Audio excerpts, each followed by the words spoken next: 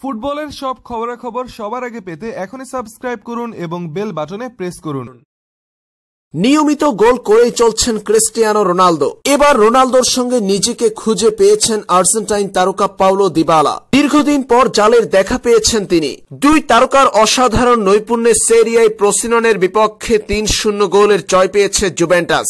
আগামী বুধবার UEFA champions লিগের শেষ ১৬র প্রথম লেগে অ্যাটলেটিকো মাদ্রিদের মাঠে খেলতে যাবে আল্লেগ্রির দল। হাই ভোল্টেজ এই ম্যাচের আগে দারুণ জয় পেয়েছে ইটালিয়ান চ্যাম্পিয়নরা। এই ম্যাচের শুরুর দিকে ২ গোল করে ম্যাচের নিয়ন্ত্রণ হাতের মুঠোয় নিয়ে নিয়েছে জুভেন্টাস।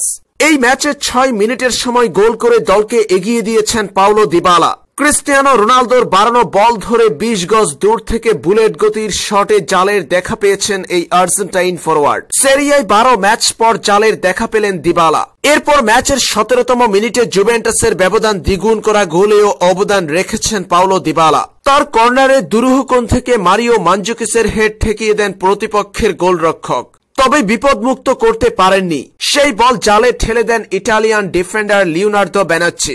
২-০ গোলে এগিয়ে থেকে প্রথমার্ধ শেষ করেছে জুভেন্টাস।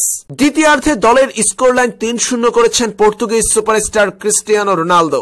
ডান দিক থেকে মারিও মানজুকিসের বাড়ানো বল ধরে পেনাল্টি স্পটের কাছে পেয়ে সামনে থাকা এক ডিফেন্ডারকে বোকা বানিয়ে গোলরক্ষককে পরাস্ত করেন এই পর্তুগিজ তারকা। রোনালদোর সেই গোলে ৩-০ গোলের জয় পায় জুভেন্টাস।